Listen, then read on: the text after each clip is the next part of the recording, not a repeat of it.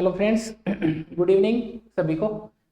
Next class अपन कर रहे हैं नगर पालिका अधिनियम 2009। आप लोग समझ रहे हैं अपनी शायद 2 क्लासें हो चुकी है, ये तीसरी क्लास है। थोड़ा सा आप लोगों की दिक्कत भी आ रही होगी, थोड़ा नया एक्ट है, बहुत सारी फैक्चुअल डिटेल है, पर धीरे धीरे याद होगा। क्योंकि 2-3 दिन पहले अगर आपने शुरू किया था तो आपको कुछ नहीं आ रहा था, अब धीरे धीरे आप एक्ट की तरफ बढ़ रहे हैं। तो आप लोगों से यही है कि जो क्लास रेगुलर हो रही है उसको आप फॉलो कीजिए और साथ में कोशिश कीजिए कि क्लास में याद हो जाए। अगर इसको ओवरबर्डन समझेंगे तो याद नहीं होगा, क्योंकि फिर तो ये हो जाएगा कि कितना बड़ा एक्ट है, कितनी धाराएं कैसे याद होंगी। पर अगर पद को देखेंगे तो बहुत शानदार है ये, इसलिए थोड़ा स्ट्रगल तो करना पड़ता है। लास्ट क्लास में अपन ने धारा 1, धारा 2, धारा 3 इन पर चर्चा करी थी, पर कुछ लोगों के स्टूडेंट्स की दिक्कत आई कि सर ये ठीक से समझ में नहीं आई, तो वापस से रिवाइज करवा देते हैं आप लोगों को।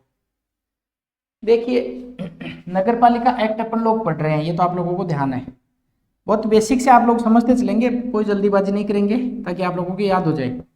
अपना नगर पालिका एक्ट चल रहा है, नगर पालिका एक्ट। और इस नगर पालिका एक्ट में अपन ने शुरुआत करी, सबसे पहले तो उसके अध्याय पढ़े जो मैंने आप लोगों को याद करवा दिए थे। आप लोग उस पिछली क्लास में जाकर उसको देख लीजिए। 18 के 18, 17 के 17 दो चैप्टर है, अपन ने याद कर लिए थे, आप लोगों को याद भी हो गए थे। सेकंड पार्ट अपन ने इसका डिस्कस किया था, जिसमें अपन ने देखी थी धारा 1, धारा 2 और धारा 3, इन पर अपन ने चर्चा करी। आज जो अपन पढ़ने वाले हैं वो धारा 4 से लगाकर आगे धाराएं जितनी अपन संभव हो पाएगी उतनी कर लेंगे। देखिए, धारा फर्स्ट 2-3 बातें बताती है, यहाँ से क्वेश्चन भी बन सकता है। धारा 1 ये कहती है कि ये जो अधिनियम नगर पालिका अधिनियम, इसका एक तो नाम क्या है, पहली बात तो। दूसरा, ये कब से शुरू होगा, प्रारंभ इसका कब से होगा। और जो तीसरी बात है वो ये बताई जाती है कि लागू कब से होगा, लागू।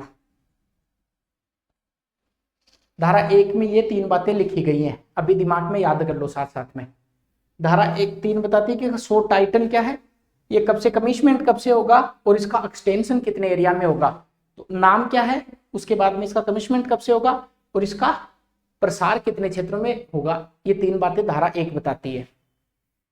नाम का आप लोगों को पता है, इसका पूरा नाम है नगर पालिका अधिनियम 2009, जो सिलेबस में लिखा गया है नगर पालिका अधिनियम 2009, ये आपके सिलेबस में लिखा, आप लोगों को याद ही है। प्रारंभ, प्रारंभ की जगह इसको करते हैं प्रसार, एक्सटेंशन, प्रसार। लास्ट क्लास में क्वेश्चन भी बना के बताया था कि इसमें यह लिखा गया है कि ये जो अधिनियम है ये पूरे राजस्थान में लागू होगा, पूरे राजस्थान में अप्लाई होगा, छोड़कर कौन से क्षेत्रों को, छावनी क्षेत्रों को, जो छावनी एरिया है, कंटोनमेंट बोर्ड है, उन क्षेत्रों को छोड़कर पूरे राजस्थान में लागू होगा। यहां से क्वेश्चन बना सकता है एग्जामिनर, नगर पालिका अधिनियम किन क्षेत्रों पर लागू होगा, किन क्षेत्रों पर लागू नहीं होगा, तो आप लोग इसको कर लेंगे। लागू कब से होगा, तो यहाँ पे लिखा गया है कि राजपत्र में जब से राजस्थान सरकार प्रकाशित करेगी तब ये लागू हो जाएगा। और इस राजपत्र का नाम आपको मैंने बताया था 4 है, ये आपको ध्यान रखना है। यहां तक 3 क्वेश्चन आपसे पूछ सकता है एग्जाम में। सबसे पहले पूछेगा कि धारा 1 का संबंध किससे, तो आप कहना धारा 1 का संबंध नाम से, उसके बाद में इसका प्रसार से, और लागू कब से होगा, 3 बातें हैं। नाम में सीधा सीधा आपको ये ध्यान रखना है कि इसका नाम है नगर पालिका एक्ट 2009। प्रारंभ कब से होगा, तो प्रारंभ जब से राजस्थान सरकार राजपत्र में इसको अधिसूचित करे तब ये प्रारंभ हो जाएगा। तीसरी बात प्रसार कहां कहां तक है, प्रसार आप कहना नगर पालिका एक्ट 2009 का प्रसार संपूर्ण राजस्थान में है, छोड़कर कौन से क्षेत्रों को, छोड़कर छावनी क्षेत्रों को। एक धारा पूरी हो गई आपके, धारा नंबर 1। एक एक धारा को लिखते भी चलेंगे साथ में और इसको याद भी करते चलेंगे। अब बात करते हैं अपन धारा 2 की। धारा 2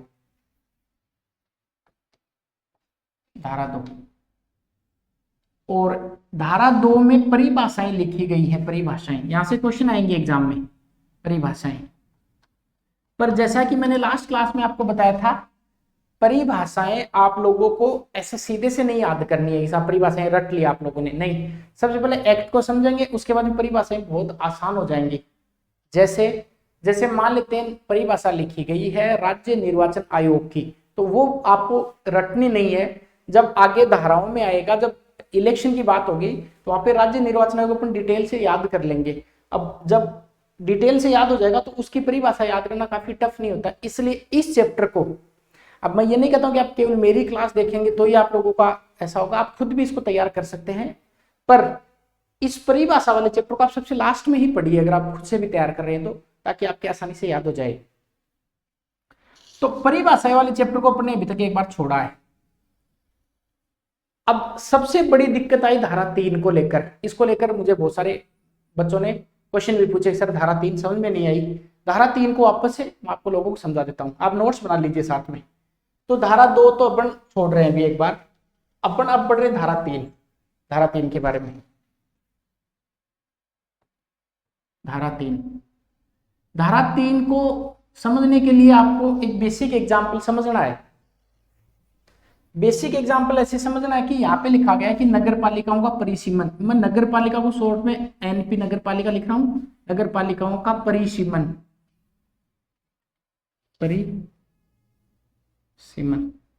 इसको बोलते हैं डिलिमिटेशन ऑफ नगर पालिका। नगर पालिकाओं को किस प्रकार से डिलिमिट किया जाएगा, उसका परिसीमन किस प्रकार से किया जाएगा। ये है लोक की भाषा, सीधी सी बात ये है, संविधान की भाषा, इसको समझ लेते हैं। नगर पालिकाओं का परिसीमन का मतलब ये है, आप भूल जाइए कि अपन इस वाले टॉपिक को पढ़ रहे हैं, आप याद रखिए कि मान लेते हैं कोई भी आपका ऐसा एरिया जहां पे आप रह रहे हैं और उसको नगर पालिका घोषित करना है, तो क्या क्या स्थिति हो सकती है। मान लो यहाँ के आपका घर है और इसके आसपास, इसके पास कोई ऐसा एरिया है, इसके पास कोई ऐसा एरिया है। अब राज्य सरकार को लगा, अब यहाँ पे पढ़ाने को ये पढ़ा सकते हैं कि किन क्षेत्रों पर पंचायती राज अधिनियम लागू होगा और किन क्षेत्रों पर नगरीय निकाय 74वां संविधान संशोधन लागू होगा।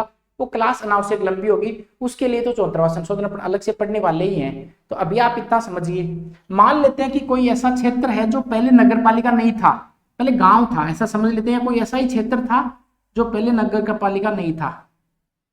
अब राजस्थान सरकार को लगता है कि इस क्षेत्र को क्या घोषित कर सकते हैं, नगर पालिका घोषित कर सकते हैं। पहली बात तो ये हो गई।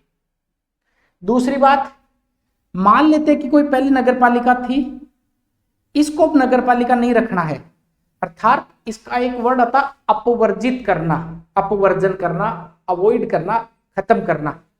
तो दूसरी बात है कि नगर पालिकाओं का अपवर्जन कैसे किया जा सकता है, किसी क्षेत्र का अपवर्जन कर देना। तीसरी बात यह है कि यहाँ पे मान लेते हैं कि दो क्षेत्र हैं ए और बी, दोनों को मिलाकर कोई एक नगर पालिका बना दी, या कोई एक डी नाम की बड़ी नगर पालिका थी, उसको तोड़कर कोई दो नगर पालिका बना दी। ओवरबर्डन तो लेना ही नहीं है, क्वेश्चन यहां से आएगा भी नहीं, मैं भी बताऊं आपको। यहां से केवल आपको इतना ध्यान रखना है कि किसी भी क्षेत्र को राज्य सरकार नगर पालिका के रूप में अधिसूचित कर सकती है। क्वेश्चन क्या पूछेगा, क्वेश्चन ये देगा एग्जाम में, किसी भी क्षेत्र को अगर नगर पालिका घोषित करना हो तो ये शक्ति किस में निहित है। पहला देगा राज्य निर्वाचन आयोग में, दूसरा देगा राज्यपाल में, तीसरा देगा राज्य सरकार में, और चौथा दे देगा राज्य सरकार राज्यपाल की अनुमति के बाद। तो अनुमति किसी की नहीं चाहिए, परिसीमन किसके द्वारा किया जाएगा। तो पहला क्वेश्चन आपको याद रखना, राजस्थान सरकार द्वारा, राजस्थान गवर्नमेंट, ये क्वेश्चन आप लिखिए, राजस्थान सरकार।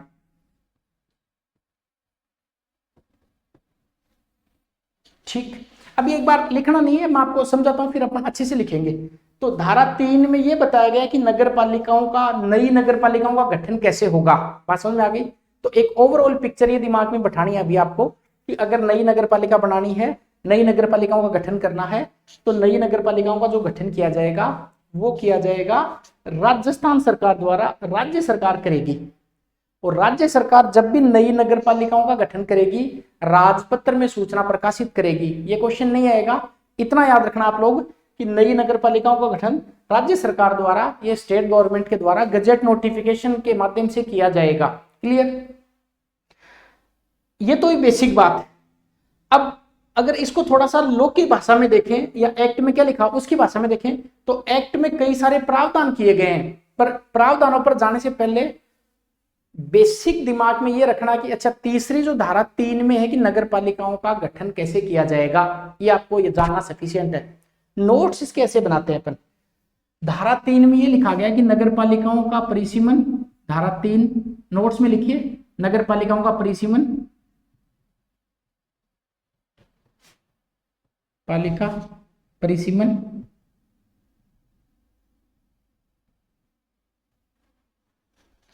और इसमें तीन बातें लिखी गई हैं इस एक्ट में, वो भी मैं आपको समझाता हूं। यहां पे ये लिखा गया है राज्य सरकार, राजस्थान सरकार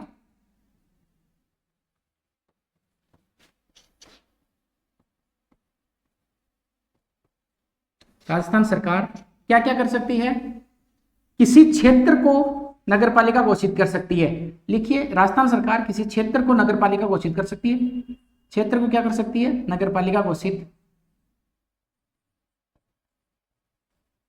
पहली बात तो। दूसरी बात लिखी गई है क्षेत्र का अपवर्जन, अर्थात क्षेत्र को नगर पालिका से बाहर निकाल सकते हैं, क्षेत्र का अपवर्जन।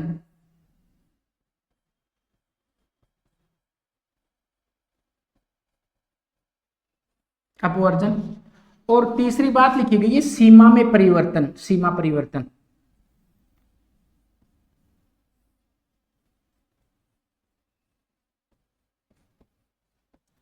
पहली बात, अधिनियम का पहला जो तीसरी जो धारा, इसकी जो पहली बात यह लिखी गई है कि राज्य सरकार क्षेत्र को नगर पालिका घोषित कर सकती है, किसी क्षेत्र का अपवर्जन कर सकती है और सीमा में परिवर्तन कर सकती है।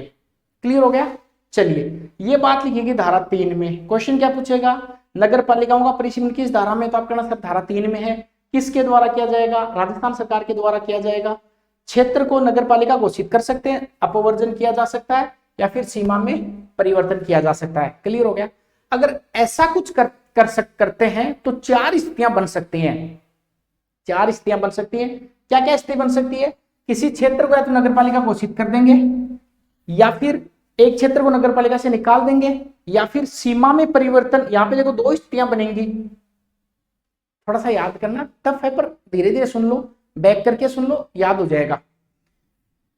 किसी एक पर्टिकुलर एरिया को, ए एरिया को नगर पालिका घोषित कर दिया, ये बात आप लोगों की समझ में आ गई। एक स्थिति तो ये बन सकती है।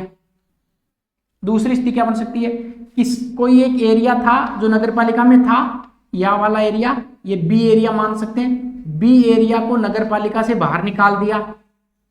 सीमा में परिवर्तन का मतलब ये होता है कि या तो एक नगर पालिका के दो टुकड़े कर दें, या छोटी छोटी दो नगर पालिकाओं को मिलाकर एक नगर पालिका बना दें। तो कितनी स्थिति बन सकती है, चार स्थिति बन सकती है, आपको याद रखना है।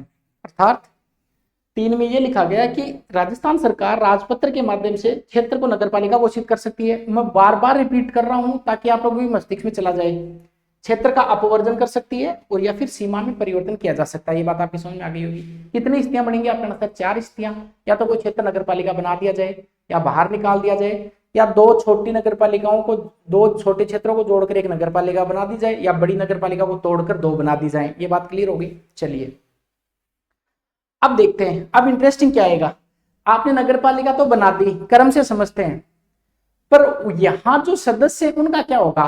मान लेते हैं ये कोई एक नगर पालिका थी, ये वाली इतनी बड़ी नगर पालिका थी, इस नगर पालिका के दो टुकड़े कर दिए, एक ए बना दी और एक बी नगर पालिका बना दी। अब जो ए नगर पालिका और बी नगर पालिका, इसका मतलब इसके दो टुकड़े हो गए। अब टोटल मान लेते 20 सदस्य थे, टोटल 20 सदस्य थे। अब इसमें से 7 सदस्य इधर चले गए। अब इनका क्या किया जाएगा। दूसरी बात, मान लेते हैं कि एक ये क्षेत्र और एक ये क्षेत्र, इन दोनों को क्या बनाया, मर्ज किया, नगर पालिका बनाया। तो इसमें हो सकता है कुछ अतिरिक्त सदस्य भी आपको लगाने पड़े, तो उन अतिरिक्त सदस्यों का चुनाव कब होगा। तीसरी बात, मान लेते हैं कि ये एक नगर पालिका थी और इसका ये क्षेत्र अब नगर पालिका से हटा दिया, बाहर निकाल दिया, अर्थात इसका अपवर्जन कर दिया, अपवर्जन। तो इनके सदस्यों का क्या होगा। तो कुल मिला के बात ये, एक गांव की स्थिति हो रहेगी, वो भी अपन आगे पढ़ेंगे। थोड़ा सा लाइट का इश्यू है, आप मैनेज कर लीजिए। एक गांव की स्थिति हो रहेगी कि हो सकता है कोई गांव हो, उस गांव को नगर पालिका क्षेत्र घोषित किया जाए। उस समय क्या होगा, वो चौथे नंबर पर अपन लेंगे। तो देखिए क्या लिखा हुआ है, आप लोगों को लिखना है। ये बात यह कि अगर किसी क्षेत्र को या तो नगर पालिका क्षेत्र घोषित किया जाए, या उसका अपवर्जन किया जाए, या सीमा में परिवर्तन किया जाए, तीनों स्थितियों में क्या होगा उसके बारे में देखते हैं। तो देखिए आप लोगों को लिखना है, आप लोग ये लिखेंगे इसमें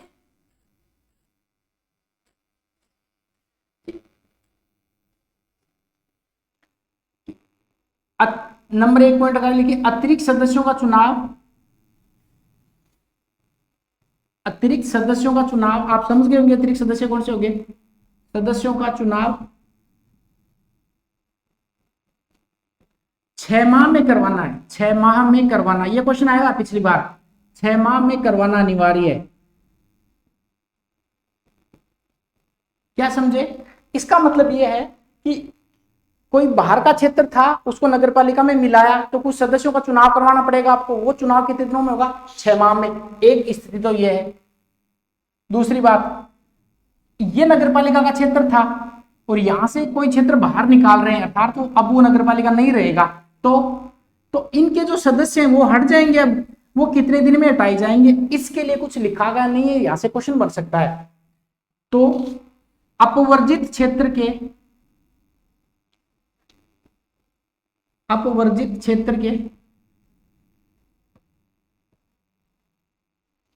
सदस्यों को हटाया जाएगा। लिख लीजिए इसको। इसका मतलब तो यह है कि अतिरिक्त जो सदस्य है, जो सदस्य आएंगे आपके पास में, दो क्षेत्रों को मिलाया, किसी क्षेत्र को मिलाया और वहां पे अन्य सदस्यों की जरूरत है, तो उन सदस्यों का चुनाव कितने दिनों में करवाना पड़ेगा? 6 माह में। ये क्वेश्चन आ गया पिछली बार। दूसरी बात, अगर किसी क्षेत्र को अपवर्जित कर रहे हैं, बाहर निकाल रहे हैं, तो जो क्षेत्र अपवर्जित कर रहे हैं, जो क्षेत्र बाहर निकाल रहे हैं, उस क्षेत्र के सदस्यों को हटा दिया जाएगा, क्योंकि अब वो क्षेत्र नगरपालिका रहा ही नहीं, तो उसके सदस्यों को हटाया जाएगा। अब आपसे एग्जाम में क्वेश्चन पूछ सकता है एग्जामिनर, अगर किसी क्षेत्र को नगरपालिका क्षेत्र से हटाते हैं तो जो सदस्य हैं उनको कितने दिनों में हटाया जाएगा? तो इसके लिए कुछ लिखा हुआ नहीं है, आप इसके स्टार मार्क कर लीजिए यहां से। ये क्वेश्चन बन सकता है, अर्थात अपवर्जित क्षेत्र के सदस्यों को हटाया जाएगा। हटाने के लिए क्या समय है? हटाने के लिए कोई समय नहीं है। बात समझ में आ गई? तीसरी बात लिख लीजिए इसका, कि अगर किसी क्षेत्र को नगरपालिका क्षेत्र में शामिल किया जाता है तो, लिखिए, अगर किसी क्षेत्र को नगरपालिका क्षेत्र में शामिल किया जाता है तो अन्य सदस्यों का चुनाव जो सदस्य मिलेंगे, अन्य सदस्यों का चुनाव 6 माह में करवाना अनिवार्य है। 6 माह में करवाना अनिवार्य है। दूसरी बात, अगर किसी क्षेत्र को अपवर्जित कर रहे हैं, अगर किसी क्षेत्र को नगरपालिका से अपवर्जित कर रहे हैं तो अपवर्जित क्षेत्र के सदस्यों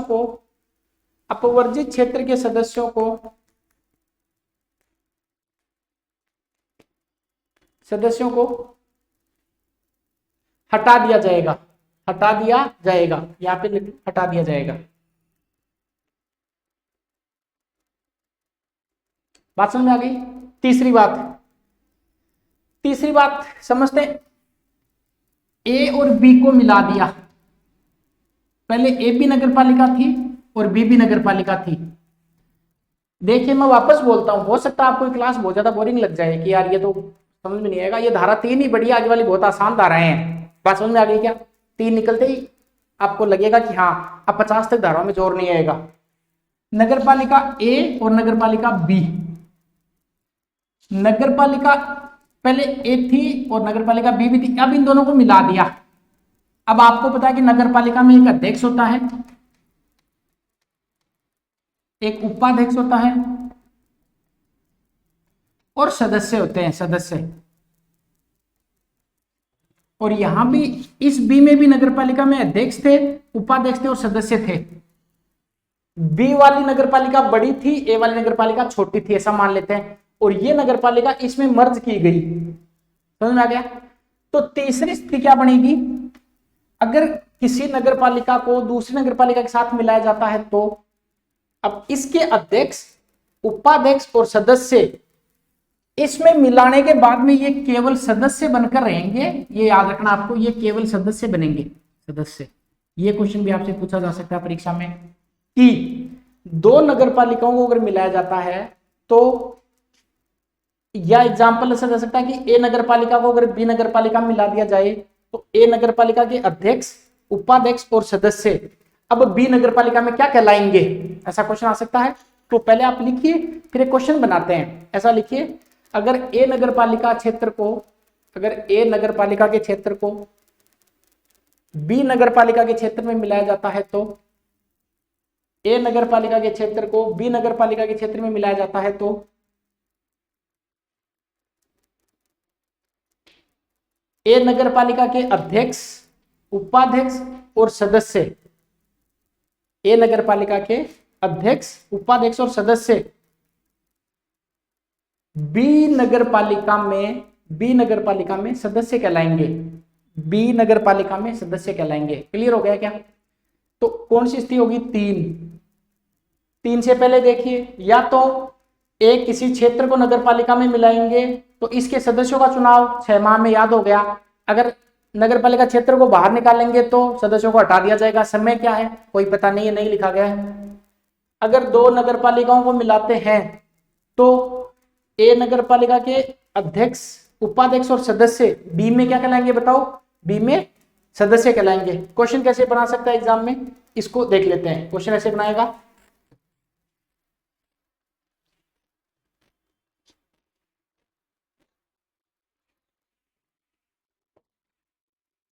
अगर किसी नगर पालिका को दूसरी नगर पालिका में मिलाया जाता है तो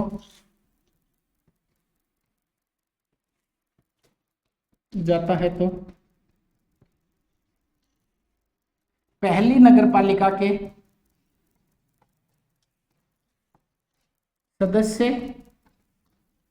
अध्यक्ष,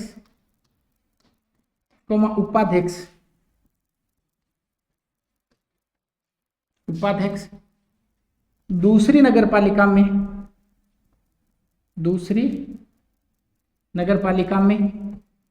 क्या कहलाएंगे?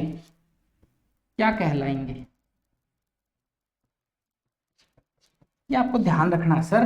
आंसर क्या होगा इसका? सदस्य ही कहलाएंगे। क्लियर हो गया क्या?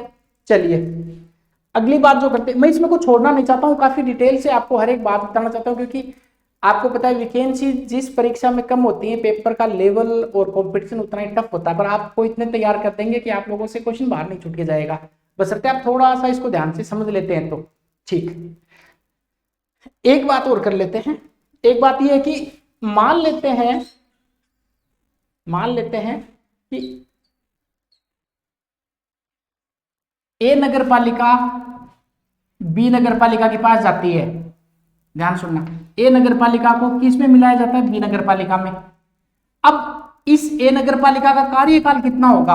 अर्थात मान लेते हैं इसका कार्यकाल पहले 5 साल था और अब 2 ही साल बचे हुए हैं इसके पास, पर हो सकता है ऐसी स्थिति कि बी नगर पालिका कार्यकाल तो 3 साल बचा हुआ है अभी, तो कौन सा कार्यकाल होगा? तो याद रखना, अगर ये नगर पालिका इस नगर पालिका में मिलाई जाती है तो कॉमन सेंस की बात है, इस वाला कार्यकाल अप्लाई हो जाएगा, अर्थात इस नगर पालिका का कार्यकाल बी वाली नगर पालिका के कार्यकाल के साथ इसके साथ एडजस्ट होगा, अर्थात एक का कार्यकाल बी के साथ में क्या किया जाएगा? एडजस्ट किया जाएगा, समायोजित किया जाएगा। बात समझ में आ गई? चलिए तो एक अंतिम चौथी स्थिति और लिख लीजिए। लिखिए, अगर ए नगर पालिका को बी नगर पालिका के साथ में मिलाया जाता है तो, ए नगर पालिका को बी नगर पालिका के साथ में मिलाया जाता है तो ए नगर पालिका का कार्यकाल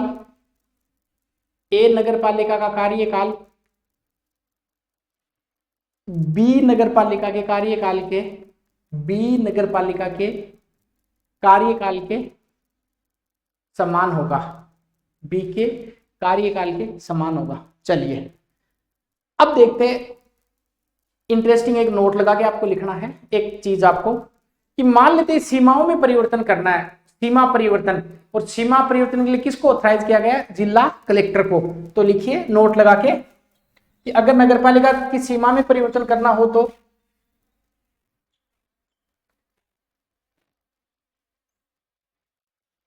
अगर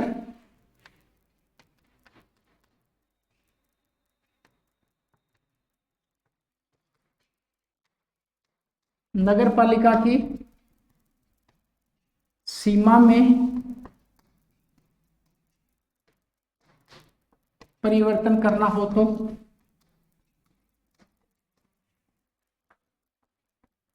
ये शक्ति जिला कलेक्टर के पास।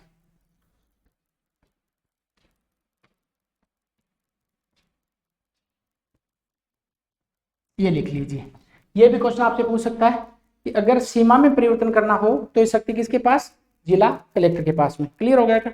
चलिए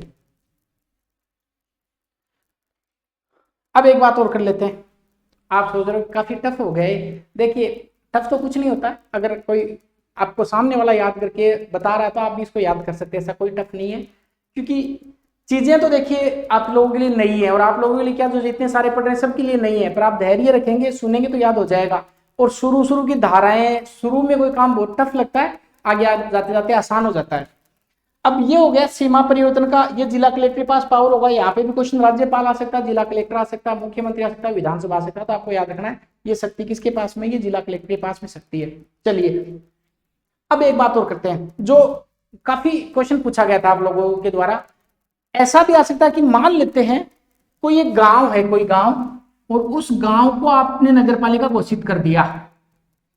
उस गांव को आपने क्या घोषित कर दिया, नगर पालिका। तो अब क्या होगा, किसी गांव को नगर पालिका घोषित करते हो तो अब क्या होगा।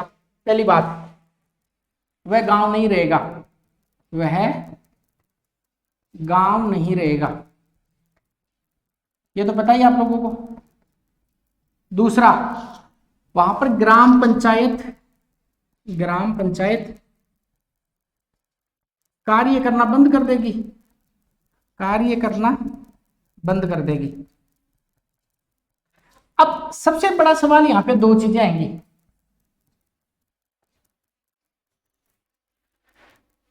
बात तो ये कि अगर किसी क्षेत्र को नगरपालिका में शामिल किया है, अगर किसी क्षेत्र को नगरपालिका में, गांव के किसी क्षेत्र को नगरपालिका में शामिल किया गया है, तो इसके जो भी सदस्य हैं वो अतिरिक्त सदस्य कहलाएंगे।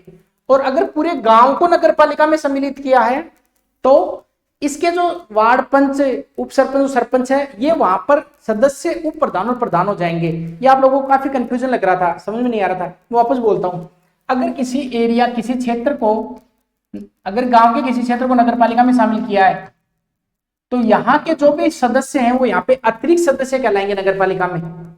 पर पूरे गांव को अगर नगरपालिका में शामिल किया है तो गांव के उप सरपंच, सरपंच और वार्ड पंच, ये यहाँ पर उप प्रधान, प्रधान और सदस्य कहलाएंगे। बात समझ में आ गई क्या? तो क्या लिखना आप लोगों को, लिखेंगे शायद समझ में आ जाएगा। लिखिए, अगर किसी गांव को नगरपालिका, अगर किसी गांव को नगरपालिका क्षेत्र, अगर किसी गांव को नगरपालिका घोषित किया जाता है तो, अगर किसी गांव को नगरपालिका घोषित किया जाता है तो नंबर 1 लिखिए, वह गांव नहीं रहेगा, वह गांव नहीं रहेगा। ऑब्वियस सी बात है, नगरपालिका बन जाएगा तो गांव नहीं रहेगा। दूसरी बात, वहां पर ग्राम पंचायत कार्य करना बंद कर देगी, वहां पर ग्राम पंचायत कार्य करना बंद कर देगी। तीसरी बात, अगर किसी क्षेत्र को, एक पर्टिकुलर एरिया है, वहां पे कोई वार्ड पंच भी होगा, हो सकता है उप सरपंच होता है, वो वार्ड पंच ही होता है।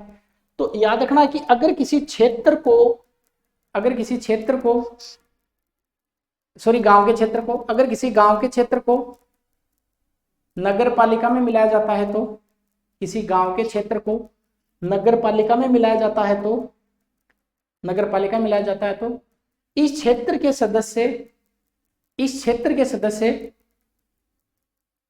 नगरपालिका में अतिरिक्त सदस्य कहलाएंगे, नगरपालिका में अतिरिक्त सदस्य कहलाएंगे, नगरपालिका में अतिरिक्त सदस्य कहलाएंगे। फिर लिखिए, किसी ग्राम पंचायत को, किसी गांव को या ग्राम पंचायत को पूर्णतः नगरपालिका क्षेत्र घोषित किया जाता है तो, पूर्णतः नगरपालिका क्षेत्र घोषित किया जाता है तो, अब पूरे की बात आ गई, तो वार्ड पंच, उप सरपंच और सरपंच, देखिए वार्ड पंच, उप सरपंच और सरपंच, ये तीनों नगरपालिका में, नगरपालिका में प्रधान उप प्रधान और सदस्य कहलाएंगे। प्रधान, उप प्रधान और सदस्य कहलाएंगे। बात समझ में आ गई क्या? चलिए, अगर क्षेत्र शामिल करेंगे तो इसके सदस्य अतिरिक्त सदस्य कहलाएंगे। और अगर नगर पालिका, पूरे गांव को नगर पालिका घोषित कर दिया जाता है तो यहाँ पर वार्ड पंच, उप सरपंच और सरपंच क्या बन जाएंगे? वार्ड पंच तो बन जाएंगे सदस्य, उप सरपंच बन जाएंगे उप प्रधान और सरपंच बन जाएंगे प्रधान। बात समझ में आ गई क्या? ये धारा 3 आपके समझ में आ गई होगी। इसमें एक फंड वाला हो रहा है, पर वो सबसे आगे लास्ट में क्वेश्चन बना के बताएंगे फंड और दायित्व का क्या किया जाएगा, वो अभी मैं छोड़ रहा हूं एक बार, उससे क्वेश्चन बनाएंगे ऑब्जेक्टिव। तो धारा 3 आप लोगों की समझ में आ गई होगी कि धारा 3 का क्या प्रावधान है। ठीक, अब बात करते हैं धारा 4 की। धारा 4 बहुत ज्यादा हार्ड नहीं है। धारा 4 केवल आपको हेडिंग याद रखनी है, तो क्या लिखेंगे? हेडिंग आके धारा 4। अब एक बार रिवाइज करवाऊं आप लोगों को, लास्ट में करवाता हूं। लिखिए धारा 4, धारा 4। और धारा 4 में आप अपन लोगों को लिखना है कि इसमें क्या लिखा गया। इसमें यह लिखा गया कि ये जो अधिनियम है नगर पालिका का, पहले इसको समझ लो, क्वेश्चन नहीं आएगा इससे, इससे क्वेश्चन नहीं आएगा। धारा 4 से आपको याद करने की जरूरत नहीं है, बस केवल हेडिंग याद कर लो। इसमें यह लिखा गया है कि ये जो नगर पालिका अधिनियम 2009 है, इसके जो भी उपबंध हैं, जो भी इसके रूल्स हैं, जो भी इनकी धाराएं हैं, वो कुछ छूट देने के प्रावधान है नगर पालिका क्षेत्रों को। हो सकता है राजस्थान सरकार को ये लगे कि ये जो इस अधिनियम की कोई पर्टिकुलर, मान लेते हैं कि एक 20 नंबर की धारा है, ये हो सकता है कि इस नगर पालिका के लिए एप्लीकेबल नहीं है, तो छूट दी जा सकती है राज्य सरकार द्वारा, क्वेश्चन नहीं आएगा। क्या याद रखेंगे? इतना याद रखेंगे कि धारा 4 में लिखा गया है कि कुछ उपबंधों से छूट दी जा सकती है। बस क्या लिखेंगे? कुछ उपबंधों से नगर पालिका क्षेत्र को छूट देने के प्रावधान है, छूट दी जा सकती है। ठीक, तो धारा 3 हो गई, धारा 4 हो गई। अब याद करें धारा 5 को। धारा 5 लिखिए हेडिंग धारा 5। तो देखिए धारा 3 में अपने देख लिया कि किस प्रकार से नगर पालिकाओं का परिसीमन किया जाएगा और कैसे नगर पालिकाओं को मिलाया जाएगा, कैसे बाहर निकाला जाएगा। सदस्यों का चुनाव 6 माह में कराना पड़ेगा, सदस्यों को हटा दिए जाएंगे, उसके लिए कोई समय सीमा नहीं है। अगर किसी गांव को नगर पालिका क्षेत्र घोषित किया जाता है तो क्या क्या स्थितियां होती है। अब धारा 5 लिखेगी नगर पालिका की स्थापना और निगमन।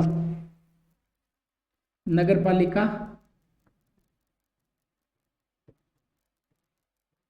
स्थापना व निगमन। निगमन देखिए, आप लोगों की डिमांड थी कि पहले नगर पालिका अधिनियम 2009 पढ़ाया जाए, अदरवाइज अगर 74वां संविधान संशोधन कुछ करते तो और क्लियरिटी आ जाती, पर ये करने के तुरंत बाद अपन 74वां संविधान संशोधन पढ़ेंगे ताकि और क्लियरिटी आ जाए। वहां पे साफ साफ आधार लिखे गए हैं कि किन क्षेत्रों में नगर निकायों का गठन किया जाएगा। अब कहां पर नगर पालिका बनेगी, कहां पर नगर परिषद बनेगी, कहां पर नगर निगम बनेगा, ये किस धारा में लिखा गया? धारा 5 में ये क्वेश्चन पूछ सकता है। अर्थात नगर पालिका कहां बनाई जाएगी, नगर परिषद कहां पे बनाई जाएगी और नगर निगम कहां पे बनेगा, ये किस धारा में लिखा गया? धारा 5 में लिखा गया है। आपको इंपॉर्टेंट लगा के याद रखना है। कोई एक सिटी है, शहर है, कल भी बताया था, आज वापस बता रहा हूं। इस शहर का कुछ एरिया होता है वो शहरी क्षेत्र होता है, इसके बाद का एरिया ग्रामीण क्षेत्र होता है। ग्रामीण क्षेत्र, बस ग्रामीण क्षेत्रों में क्या बनेगा? ग्रामीण क्षेत्रों में अगर छोटा क्षेत्र है तो ग्राम पंचायत बन जाएगी, बड़ा क्षेत्र है तो पंचायत समिति बन जाएगी, उससे बड़ा क्षेत्र है तो जिला परिषद बन जाएगी। ये आप लोगों ने पढ़ा होगा, जिला परिषद। बात नगर निकाय की करते हैं, शहरी क्षेत्र की करते हैं। छोटा क्षेत्र है तो नगर पालिका बनेगी, नगर पालिका। बड़ा क्षेत्र है थोड़ा नगरीय तो नगर परिषद बनेगी, नगर परिषद। और उससे बड़ा शहरी क्षेत्र है तो क्या? नगर निगम बनेगा, नगर निगम। मैं इस पर अनावश्यक टाइम नहीं खराब करूंगा। अब बस धारा 5 में ये लिखा गया है कि कहां पर नगर पालिका बनेगी, कहां पर नगर परिषद बनेगी, कहां पर नगर निगम बनेगा। आपको इतना याद रखना है। तो यहाँ पे ये लिखा गया है कि नगर पालिका कहां पर बनाई जाएगी। तो देखिए ऐसा थोड़ी है कि यहाँ पर ग्रामीण क्षेत्र था और यहाँ पर शहरी क्षेत्र है। ये एक शहर था, इसका ये शहरी क्षेत्र, ये ग्रामीण क्षेत्र है। इसके बीच का जो संक्रमण का क्षेत्र होता है, ऐसे थोड़ी कि यहाँ पर ग्रामीण क्षेत्र होते ही यहाँ पर पूरा शहर शुरू हो गया। एक संक्रमण का एरिया आता है, एक ट्रांजेक्शनल एरिया आता है।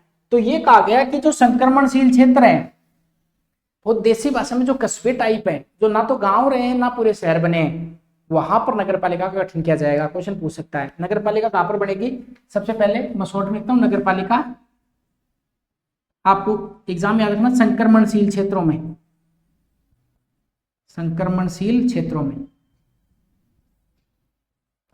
अब संक्रमण का मतलब यहाँ पे कोई बीमारी नहीं फैल रही है कि संक्रमण हो रहा है, इसका मतलब यह है कि गांव और गांव से फिर शहर, अर्थात जैसे आप जाते हैं समुद्र में, समुद्र से बाहर निकलते हैं तो जमीन पर आएंगे, पर जमीन और समुद्र के बीच में कुछ दलदली एरिया होता है, उसको ट्रांजैक्शनल एरिया बोलते हैं, संक्रमण का क्षेत्र बोलते हैं, इकोलॉजिकल नीच होता है वो। तो जो संक्रमण का जो एरिया होता है, ऐसा ही शहर और गांव के बीच का जो संक्रमण का एरिया, वहां पे नगर पालिका बनाई जाएगी। ये क्वेश्चन आ सकता है एग्जाम में। तो नगर पालिकाओं की स्थापना किस धारा में लिखी गई है, धारा 5 में। बात समझ में आ गई। किस क्षेत्रों में बनाई जाएगी, तो आपको याद रखना कि संक्रमण क्षेत्रों में नगर पालिका का गठन किया जाएगा। दूसरी बात, नगर परिषद कहां पे बनेगी, नगर परिषद, तो ऑब्वियस सी बात है कि ऐसे छोटे शहरी क्षेत्र, छोटे शहरी क्षेत्र, वहां पर नगर पालिका नगर परिषद का गठन किया जाएगा, और बड़े जो शहरी क्षेत्र हैं, बड़े जो एरिया हैं, वहां पर नगर निगम का गठन किया जाएगा। तो लघुत्तर, लघुत्तर ये आपको याद रखना, लघुत्तर नगरीय क्षेत्र, नगरीय क्षेत्र, ये मिलान करवाना भी दे सकता है आपको। और ये बड़े नगरीय क्षेत्र, बड़े नगरीय क्षेत्र। देखिए वापस बोलता हूं मैं, नगर पालिकाओं की स्थापना और निगमन किस में लिखा गया है, आप कहना सर धारा 5 में लिखा गया कि 5 में क्या नगर पालिकाओं की स्थापना की जाएगी, निगमन किया जाएगा। अब नगर पालिका कहां पे बनेगी, देखो नाम नगर पालिका पर बताए तीनों के बारे में, ये भी कंफ्यूज नहीं होना है। नगर पालिका कहां पे बनेगी, तो आप कहना संक्रमणशील क्षेत्रों में बनाई जाएगी। उसके बाद नगर परिषद कहां पे बनेगी, लघुत्तर नगरीय क्षेत्र, अर्थात थोड़े से बड़े नगरीय क्षेत्र, वहां पे नगर परिषद बनेगी। और नगर निगम तो फिर ऑब्वियस सी बात है कि बड़े जो नगरीय क्षेत्र वहां पे नगर निगम बनेगा। पिछली बार एक क्वेश्चन आया, पिछली बार जो ईओ का एग्जाम लगा उसमें क्वेश्चन आया, क्वेश्चन ये था नगर पालिका जिन क्षेत्रों में गठन कर दिया जाएगा, ये था उसको किस नाम से पुकारा जाएगा, तो निगमित निकाय के नाम से पुकारा जाएगा। नोट लगा क्या लिखोगे, पहले लिखो धारा 5, क्योंकि साथ में प्रीवियस ईयर क्वेश्चन भी मैं आपको बताता चलता हूं ताकि दिक्कत नहीं आएगी। धारा 5, धारा 5 में आपको ये लिखना है नगर पालिका स्थापना व निगमन, हेडिंग लगा लिया आप लोगों ने, नगर पालिका स्थापना व निगमन। अब सबसे पहले लिखा नगर पालिका की स्थापना, तो लिखिए नगर, ऐसे 3 भागों में बांट लीजिए, नगर पालिका, नगर परिषद और नगर निगम। साफ ही लिखना पड़ेगा इसको।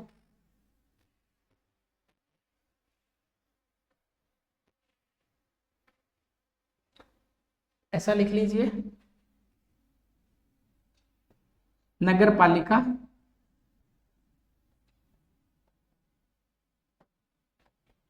नगर परिषद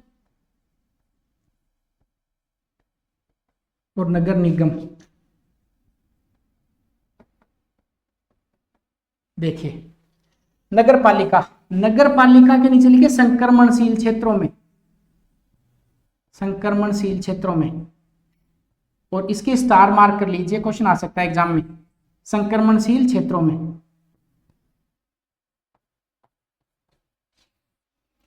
अर्थात संक्रमणशील क्षेत्र कौन से, गांव और शहर के बीच का, गांव और शहर के बीच का, जिसको आप कस्बा बोल सकते हो, कस्बा, जो ना तो पूरा सा शहर बना है ना आप गांव रहा हुआ है, तो टाउन जो होते हैं, कस्बे जो होते हैं, वहां पे नगर पालिका बनाई जाएगी। ठीक, अब बात करते हैं नगर परिषद की। नगर परिषद कहां पे बनाई जाएगी, नगर परिषद में आपको लिखना लघुत्तर, लघुत्तर नगरीय क्षेत्र में, नगरीय क्षेत्र, लघुत्तर नगरीय क्षेत्र क्या बनाया जाएगा, लघुत्तर नगरीय क्षेत्र में नगर परिषद बनाई जाएगी।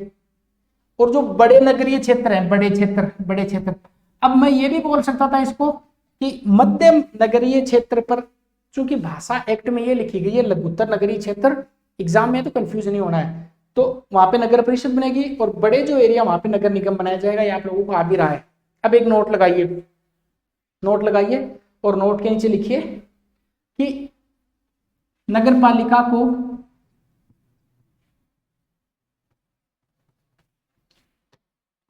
नगर पालिका को निगमित निकाय, कॉर्पोरेट बॉडी, निगमित निकाय बोला जाएगा।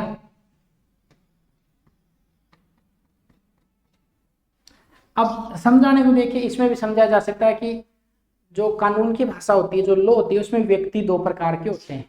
एक तो होते हैं जो प्राकृतिक व्यक्ति होते हैं, एक होते हैं कृत्रिम व्यक्ति होते हैं। जिनका जन्म होता है वो प्राकृतिक व्यक्ति, आपको पता है। कृत्रिम व्यक्ति कौन से हैं? कृत्रिम व्यक्ति है कि जैसे मान लेते हैं कि कोई कोचिंग है, कोई कंपनी है। अब ये वैसे जीवित तो नहीं है, पर इनकी मोहर होती है, अर्थात इनको आप कृत्रिम व्यक्ति, निगमित इकाई बोल सकते हैं। क्यों? क्योंकि हो सकता है कि मान लेते हैं कि किसी कंपनी ने आपके साथ धोखाधड़ी करी हो, तो आप कंपनी के मालिक के खिलाफ केस नहीं करके उस कंपनी के खिलाफ केस करते हैं। इसका मतलब कंपनी एक जीवित एंटिटी होगी अपने लिए, एक जिसके खिलाफ हम वाद ला सकते हैं। तो ऐसे ही नगर पालिका अपने आप में निगमित क्या है? निकाय है, जिसके खिलाफ आप वाद कर सकते हैं, जिसके खिलाफ आप केस कर सकते हैं। नगर पालिका आपके खिलाफ केस कर सकता है। इसका मतलब है कि नगर पालिका अपने आप में एक इकाई है। ये पिछली बार क्वेश्चन पूछा कि नगर पालिका को किस नाम से जाना जाएगा, तो निगमित निकाय। क्या होगी ये? एक निगमित निकाय। इसको आप लोग याद रख लीजिए, निगमित निकाय। और इसमें यह भी लिखा गया कि इसकी खुद की एक मोहर हो सकती है, इसके द्वारा एक वाद लाया जा सकता है। पर आप वाद रही है तो आप समझ ही लेंगे कि हाँ, जो भी कोई कृत्रिम व्यक्ति है वो ओबीसी बात है कि वाद ला सकता है और उसके खिलाफ भी वाद लाया जा सकता है। तो पहले अपन ने क्या बताया, यहाँ पे अपन ने बताया कि नगर पालिकाओं की स्थापना और निगमन धारा 5 में लिखा गया है। कितने क्षेत्र बटे हुए हैं? 3 क्षेत्र, एक नगर पालिका, एक नगर परिषद और एक नगर निगम। नगर पालिका कहाँ पर बनेगी, तो आप लोगों को पता है कि साहब नगर पालिका संक्रमणशील क्षेत्रों में नगर पालिका बनाई जाएगी। नगर परिषद कहाँ पे बनेगी, तो आप कहना लघुत्तर जो छोटे छोटे जो भी शहर हैं वहां पर नगर परिषद बनेगी, और जो बड़े शहर है वहां पे नगर निगम बनाया जाएगा। क्लियर हो गया? चलिए, एक नोट और लगवाया आपको मैंने, और ये बताया कि नगर पालिका को निगमित निकाय, ये वर्ड आप याद रखना, निगमित निकाय बोला जाएगा। और निगमित निकाय का मतलब ये होता है नगर पालिका खुद किसी के खिलाफ केस कर सकती है, नगर पालिका के खिलाफ वाद लाया जा सकता है। एक सामान्य मोहर होती है इनकी, जैसे आप कोई भी प्रमाण पत्र बनाना चाहते हैं, नगर पालिका की मोहर लगती है वहां पर। इसका मतलब नगर पालिका अपने आप एक एंटिटी है, कानून की भाषा में जीवित व्यक्ति है ये, ऐसा समझ सकते हैं। इसके बाद आपको 2 नोट और लगाने हैं, और 2 नोट में ऐसा भी है कि साहब कोई ऐसा एरिया है, ये पर्टिकुलर एरिया है, और यहां पर नगर पालिका तो बना दी, पर इस वाले एरिया में बहुत सारी कंपनियां लग गई। ध्यान से सुनना, जैसे आपके किसी एरिया में नगर पालिका तो बनी हुई है, पर उसके एक भाग में बहुत सारी कंपनी लग गई, अर्थात इंडस्ट्रियल एरिया विकसित हो गया, औद्योगिक क्षेत्र विकसित हो गया। अब वो नगर पालिका नहीं बना के उसको औद्योगिक क्षेत्र घोषित करना है। ये किसके द्वारा घोषित किया जाएगा, ऐसे क्वेश्चन पूछ सकता है। ये राज्यपाल घोषित करेंगे। तो याद रखेंगे, नोट लगा के, पहला नोट तो ये मैंने लगवा दिया, नोट नंबर 1। अब नोट नंबर 2 लगाएंगे। किसी नगर पालिका क्षेत्र में, किसी नगर पालिका क्षेत्र में राज्यपाल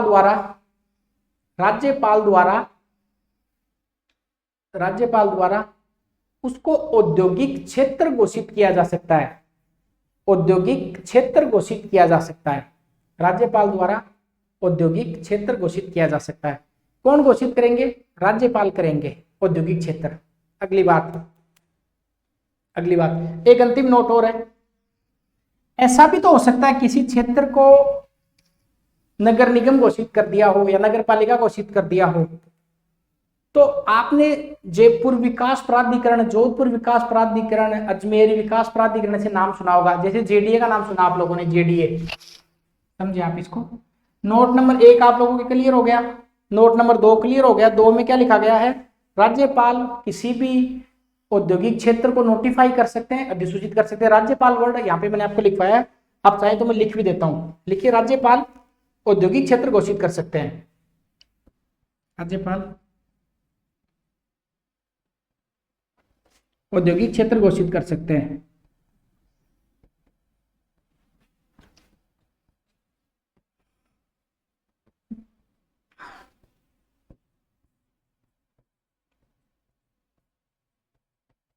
ये राज्यपाल वर्ड याद रखना आपको। राज्यपाल, यहां से क्वेश्चन आ सकता है परीक्षा में कि औद्योगिक क्षेत्र किसके द्वारा घोषित किया जाएगा। इंडस्ट्रियल एरिया कौन घोषित करेंगे? राज्यपाल घोषित करेंगे किसी पर्टिकुलर नगर पालिका, परिषद या नगर निगम के एरिया को। अगला नोट लगाने से पहले आप थोड़ा समझ लीजिए। जैसा मैंने आपको बताया है, आपने जेडीए का नाम सुना होगा। जेडीए क्या होता है? जेडीए का फुल फॉर्म तो आपको जयपुर विकास प्राधिकरण है, पर आप जयपुर नहीं छोड़ के विकास प्राधिकरण याद रखें, development authority, DA, development authority, विकास प्राधिकरण, विकास प्राधिकरण। देखिए बात करते हैं जयपुर शहर की, ये जयपुर है, जयपुर। आपको पता है कि जयपुर शहर होने के साथ साथ में इसका एक अलग महत्व हो रहा है। कौन सा महत्व है? इसका एक सांस्कृतिक महत्व है, इसका ऐतिहासिक महत्व और पर्यटन की दृष्टि से बहुत महत्व है। उदयपुर मान लीजिए, उदयपुर शहर तो है, नगर निगम तो है उदयपुर, पर उदयपुर नगर निगम होने के साथ साथ इसका एक अन्य महत्व हो रहा है। क्या महत्व है? सांस्कृतिक महत्व है, पर्यटन की दृष्टि से महत्व है, ऐतिहासिक महत्व है। अब ऐसा अगर महत्व है तो फिर राज्य सरकार, मैं राज्यपाल वर्ड यूज नहीं कर रहा हूं, राज्य सरकार उस क्षेत्र को पर्टिकुलर विकास प्राधिकरण का गठन कर सकती है राज्य सरकार। अर्थात अगर किसी ऐसा एरिया जिसका सांस्कृतिक महत्व हो, जिसका आर्थिक सांस्कृतिक महत्व हो, जिसका ऐतिहासिक महत्व हो, या फिर ऐसे किसी पर्टिकुलर एरिया का जिसका अन्य कोई महत्व हो, पर्यटन की दृष्टि से महत्व हो, राज्य सरकार क्या करेगी? वहां पे विकास प्राधिकरण का गठन कर देगी। पर यहाँ पे दो चीजें आ रही है, एक औद्योगिक क्षेत्र, औद्योगिक क्षेत्र, और एक विकास प्राधिकरण। ध्यान से समझना, विकास प्राधिकरण। औद्योगिक क्षेत्र कब घोषित किया जाएगा? जब किसी क्षेत्र में उद्योग लग जाएं। कौन घोषित करेगा? राज्यपाल घोषित करेगा, याद रखना है। पर विकास प्राधिकरण कब घोषित किया जाएगा? जब किसी शहर का कौन कौन सा महत्व हो, या तो उसका सांस्कृतिक महत्व हो, सांस्कृतिक, या उसका पर्यटन की दृष्टि से महत्व हो, या उसका ऐतिहासिक महत्व हो। ऐसी स्थिति में राज्य सरकार, ये इंपॉर्टेंट लाइन है, यहाँ पे राज्यपाल थे, यहाँ पे राज्य सरकार है, राज्य सरकार वहां पे क्या गठन कर देगी? विकास प्राधिकरण का गठन कर देगी। क्लियर हो गया क्या? ये आपके धारा 5 याद हो गई होगी। तो धारा 5 में अपन ने 3-4 बातें देखी। पहली बात तो क्या है? धारा 5 में मैंने आपको ये बताया कि कहां पर नगर पालिका बनेगी, कहां पर नगर परिषद बनेगी, कहां पर नगर निगम बनेगा। तो आपको पता है कि संक्रमणहीन क्षेत्रों में नगर पालिका, छोटे क्षेत्रों में नगर परिषद, और बड़े नगरीय क्षेत्रों में नगर निगम बनाया जाएगा। इसके बाद आपको 2 नोट और लगवाए, वो याद रखना है। पहला नोट ये है कि राज्यपाल किसका गठन कर सकते हैं? औद्योगिक क्षेत्र घोषित कर सकते हैं राज्यपाल, औद्योगिक क्षेत्र कौन गठन करेगा? राज्यपाल करेंगे। और इसके अलावा विकास प्राधिकरण,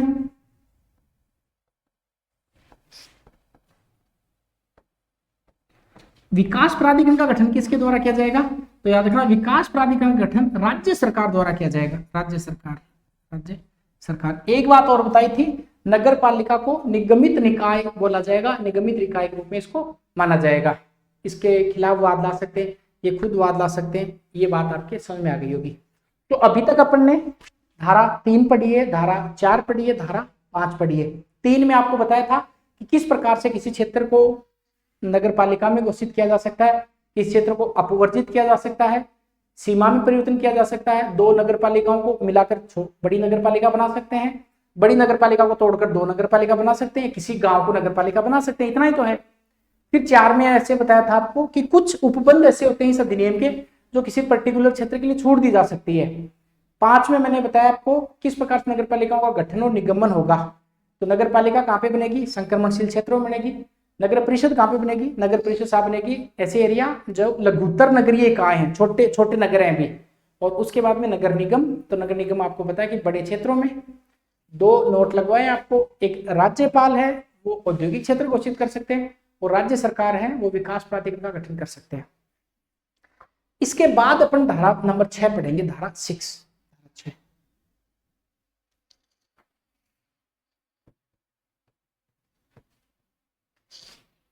अच्छा, आप लोग साथ में रिकॉल करते चलिए ताकि आप लोगों की दिक्कत नहीं आए। देखिए धारा 6 का है कि नगर पालिकाओं की किस प्रकार से स्ट्रक्चर होगा, नगर पालिकाओं की संरचना क्या होगी। 6 में, 6 में क्या है? नगर पालिकाओं की संरचना, स्ट्रक्चर। अब ये आप लोगों को आ रहा है, वैसे ज्यादा तनाव नहीं आएगा इसमें। नगर पालिकाओं की संरचना साथ में नोट्स बनाते चलिए। नगर पालिकाओं की संरचना,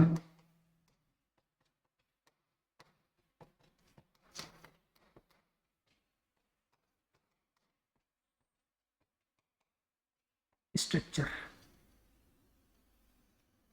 अच्छा, कैसे क्या क्या होगा नगर पालिकाओं की संरचना किसे कहेंगे नगर पालिका की संरचना, मतलब कैसे बनेगी नगर पालिका। आपको एक बात का पक्का पता है कि चाहे ग्राम पंचायत हो, चाहे पंचायत समिति हो, चाहे जिला परिषद हो, चाहे नगर पालिका हो, चाहे परिषद हो, निगम हो, सब में वार्ड होंगे। तो पहली बात तो ये कि नगर पालिका जो है ये वार्डों के माध्यम से बनेगी। पहला क्वेश्चन तो आपको ये ध्यान रखना है। यहाँ से बहुत सारी चीजें निकल कर आएंगी कि नगर पालिकाओं का स्ट्रक्चर किस प्रकार से होगा, वार्ड कैसे होंगे, वार्डों की संख्या कितनी होगी, वार्डों में निर्वाचन कैसे किया जाएगा, इसमें कौन कौन से सदस्य शामिल किए जाएंगे, ये चीजें अपन देखने वाले हैं। नगर पालिकाओं की संरचना में सबसे पहले अपन क्या देखेंगे, आप लोगों को समझना है कि नगर पालिकाओं में क्या होंगे, वार्ड होंगे, वार्ड वार्ड। ठीक। क्वेश्चन ये भी पूछ सकता है कि नगर पालिका में वार्डों की संख्या कम से कम कितनी होगी, 13। आपको याद रखना, ये क्वेश्चन पूछा जा सकता है परीक्षा में।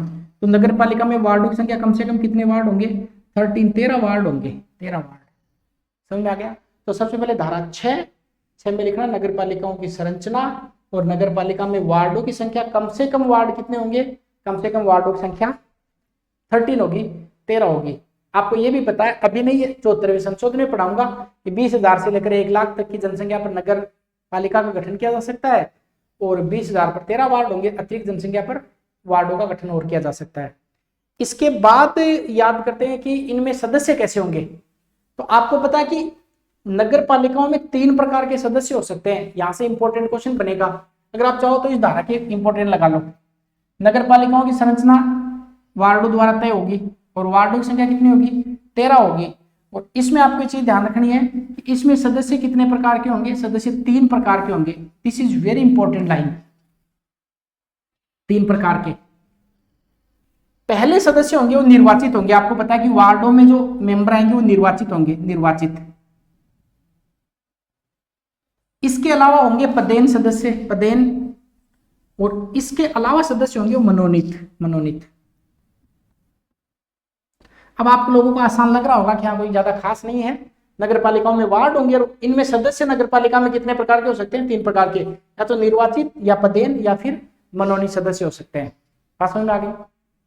अगले पेज पर लिखते हैं इसको, थोड़ा समझा देता हूँ। देखिए नगर पालिकाओं में जो निर्वाचित होंगे वो सदस्य होंगे, ऑब्वियस सी बात है। इनको आप वार्ड मेंबर बोल सकते हैं, आप इनको सदस्य बोल सकते हैं, आप इनको पार्षद बोलते हैं। तो ये सदस्य तो उस वार्ड की जनसंख्या द्वारा चुने जाते हैं। ऐसे लोग जिनकी उम्र 18 साल हो चुकी है वो वोट डालते हैं, और वो इन वार्ड मेंबर का चुनाव करते हैं। तो यहाँ तो कोई ज्यादा हार्ड बात नहीं है। पदेन सदस्य कौन से होंगे, ये इंपॉर्टेंट है। मान लेते हैं कि कोई एक पर्टिकुलर नगर पालिका है, जैसे आपका एक एरिया लेते हैं जयपुर, या नागौर ले लेते हैं, नागौर। इस नागौर में हो सकता है कोई एक तहसील हो, और तहसील में नगर पालिका का गठन हो। और आपको पता है कि वहां से कोई एमएलए भी होता है और वहां से कोई एमपी भी होता है।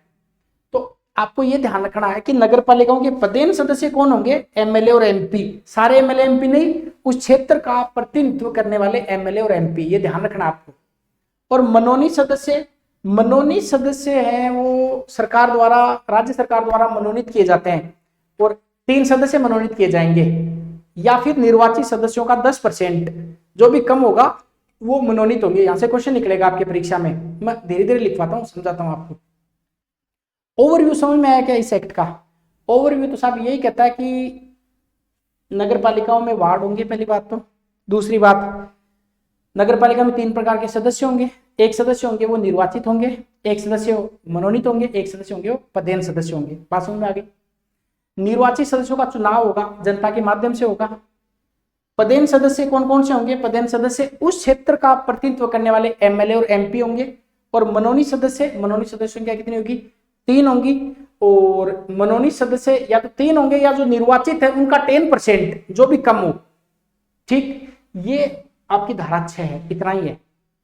तो क्या लिखेंगे, सबसे पहले लिखवा देते हैं आप लोगों को। लिखिए, लिखिए नगर पालिका, क्योंकि बहुत अनावश्यक डीप डीप में जाके समझाना, तब तो 344 धाराएं हैं, आपको पता है कि फिर कितना टाइम लगेगा और कैसे होगा।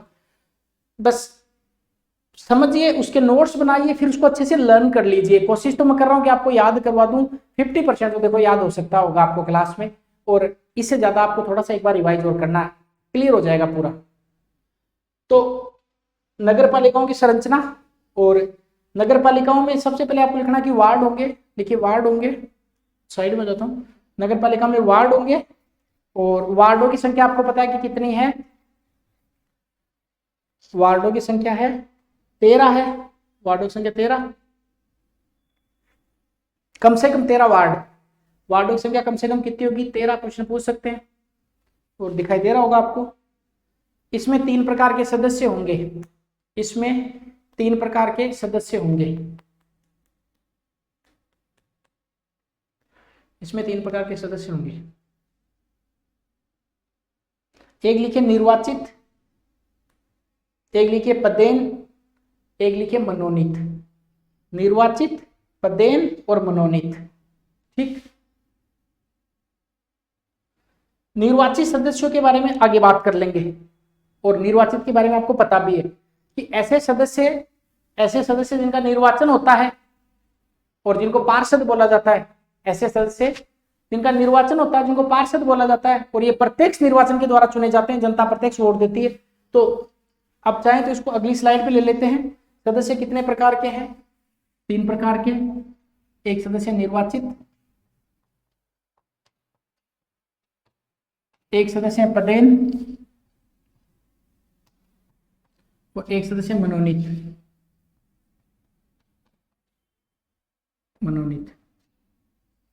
लिखे निर्वाचित के नीचे प्रत्यक्ष निर्वाचित होते हैं, प्रत्यक्ष रूप से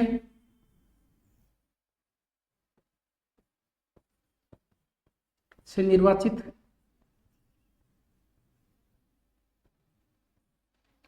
पदेन के नीचे लिखिए, पदेन के उस क्षेत्र का प्रतिनिधित्व करने वाले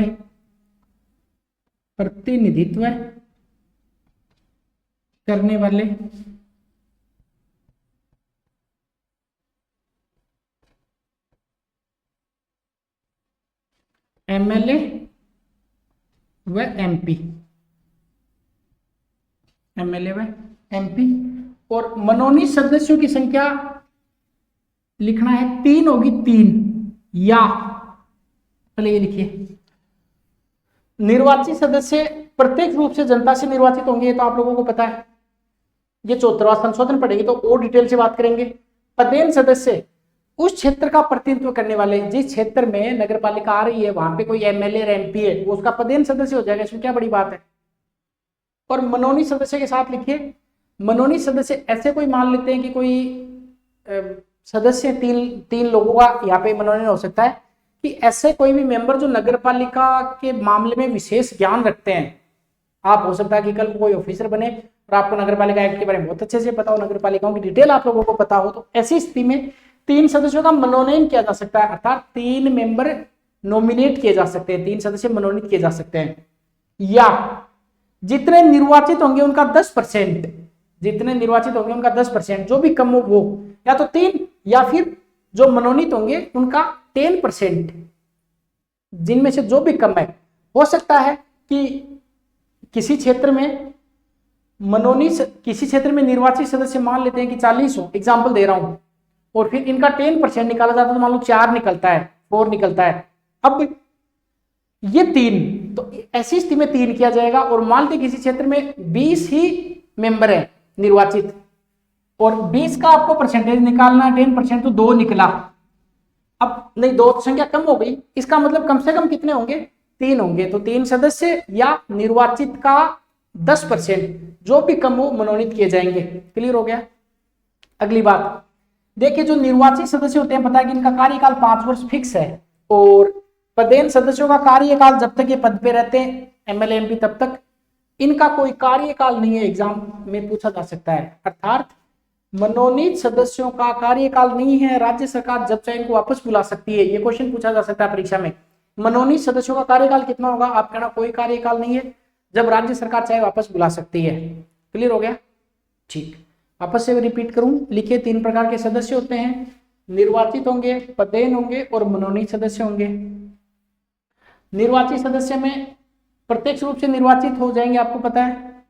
पदेन सदस्य उस क्षेत्र का प्रतिनिधित्व करने वाले एमएलए और एमपी हो जाएंगे। और मनोनीत सदस्य या तो 3 होंगे, पहली बात तो, या निर्वाचित का 10% या फिर निर्वाचित का 10%, जो भी कम हो, जो भी कम हो। अब नोट लगाओ, जो भी कम, अब नोट लगाओ। लिखिए मनोनीत सदस्यों का कार्यकाल निर्धारित नहीं है। इंपॉर्टेंट लाइन है, मनोनीत सदस्यों का कार्यकाल निर्धारित नहीं है, कार्यकाल निर्धारित नहीं है। राज्य सरकार इनको कभी भी वापस बुला सकती है, राज्य सरकार इनको कभी भी वापस बुला सकती है, राज्य सरकार इनको कभी भी वापस बुला सकती है। नोट लगाइए, नोट। मनोनीत सदस्यों को नगर पालिका की बैठक में मत देने का अधिकार नहीं है, वोट डालने का अधिकार नहीं है। अंडरलाइन कर देना। मनोनीत सदस्यों को नगर पालिका की बैठकों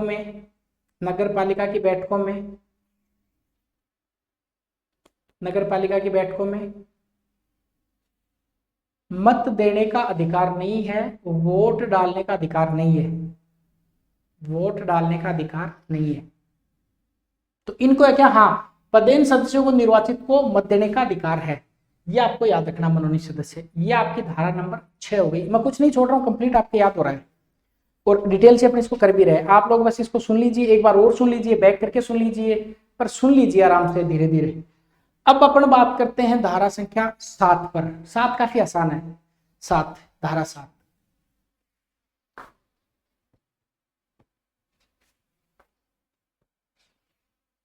इसमें लिखा गया नगर पालिका की पदावधि,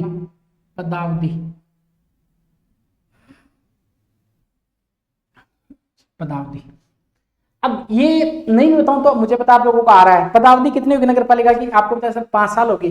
नगर पालिका की पदावधि कितनी होगी? 5 वर्ष। अब 5 वर्ष कब से गिने जाएंगे? प्रथम बैठक से। ठीक, तो इसको समझाऊंगा नहीं, इसको डायरेक्ट लिखवाता हूं। समझने में तो क्या समझना है इसको। लिखिए धारा 7, इसमें लिखिए पदावधि, तो लिखिए नगर पालिकाओं की अवधि 5 वर्ष होगी। नगर पालिकाओं की अवधि 5 वर्ष होगी अपनी प्रथम बैठक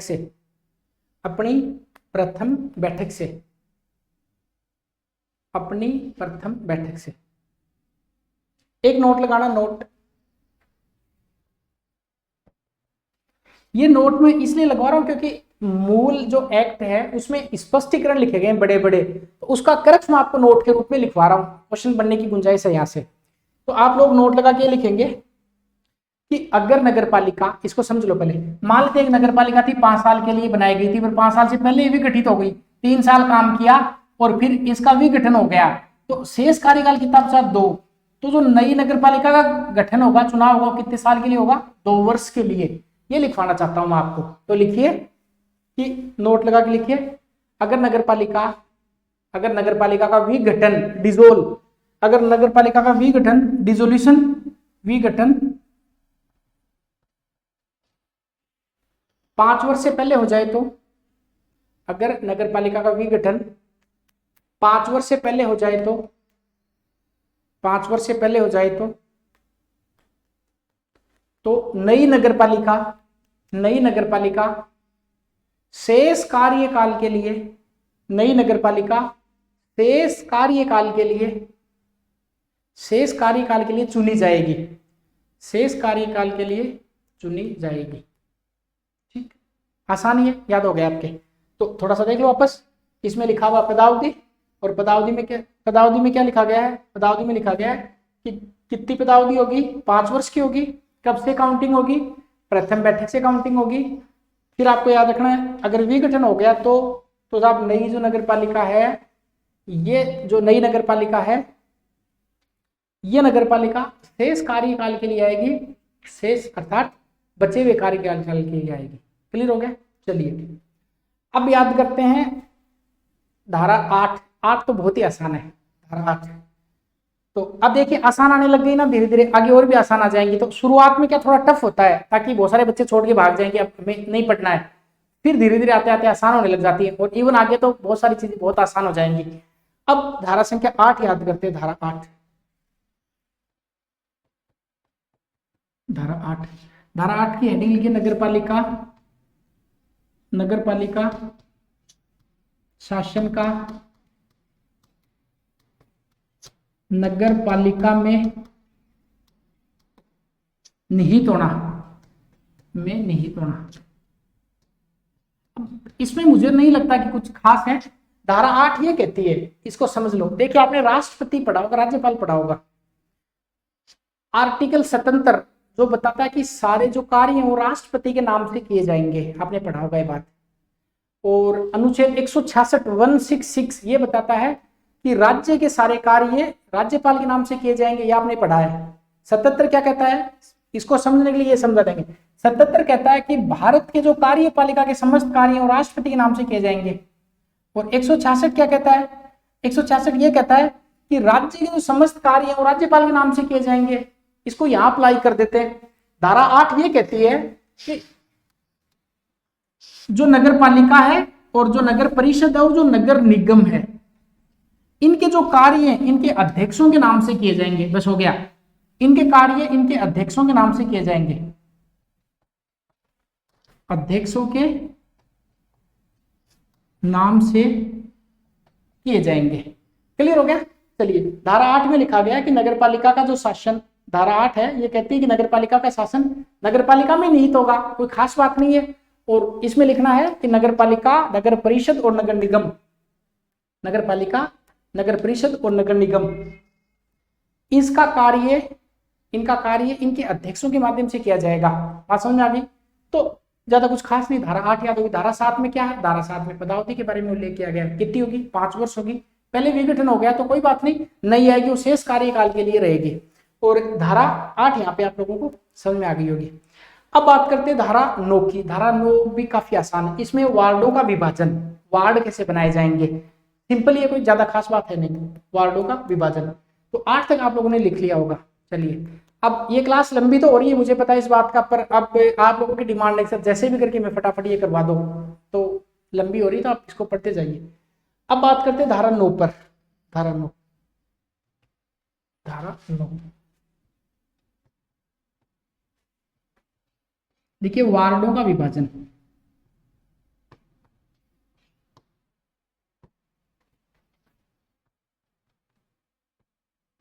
वार्डों का विभाजन, तो सबसे पहले तो आपको पता है कि वार्डों की संख्या कम से कम कितनी होगी, ये अपन ने देख लिया था पीछे। पर यहाँ से केवल एक बात लिखी गई कि जो भी नगर पालिका उसमें जो वार्डों का विभाजन होगा वो किस आधार पर होगा, जनसंख्या के आधार पर होगा। तो लिख लीजिए, एक ही लाइन है कि वार्डों का विभाजन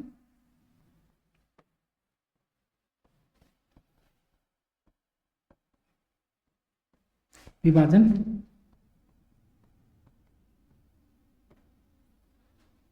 जनसंख्या के आधार पर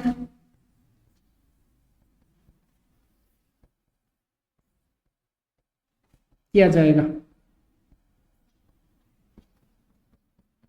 बस इसका मतलब है कि जो भी वार्ड है उनका जो क्लासिफिकेशन है, अगर किसी वार्ड का क्लासिफाइड करना है तो उसका वर्गीकरण करना है तो किस आधार पर किया जाएगा, उस जनसंख्या के आधार पर किया जाएगा वार्डों का विभाजन। याद रखना।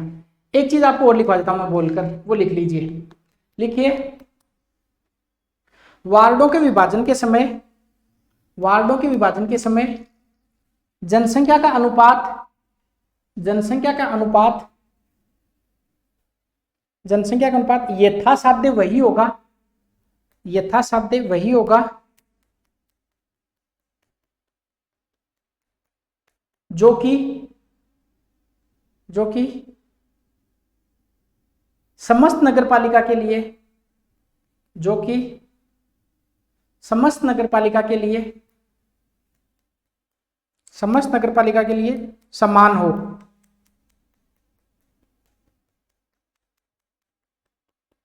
नगरपालिका के लिए समान हो, इसका मतलब यह है कि मान लेते हैं कि एक नगरपालिका है और इस नगरपालिका में, नगरपालिका के डिवीजन करना, आपको टुकड़े करना है, तो यहाँ पे एक वार्ड बना, यहाँ पे एक वार्ड बना। अब ऐसा कहा गया कि जब भी वार्डों का अगर विभाजन किया जाएगा, आगे बताऊंगा कि वार्डों का विभाजन किस प्रकार से होता है आगे धारा में, तो वार्डों का जब विभाजन होगा तो वहां पे जो जनसंख्या रखी जाएगी वो ठीक सेम सी रखी जाएगी।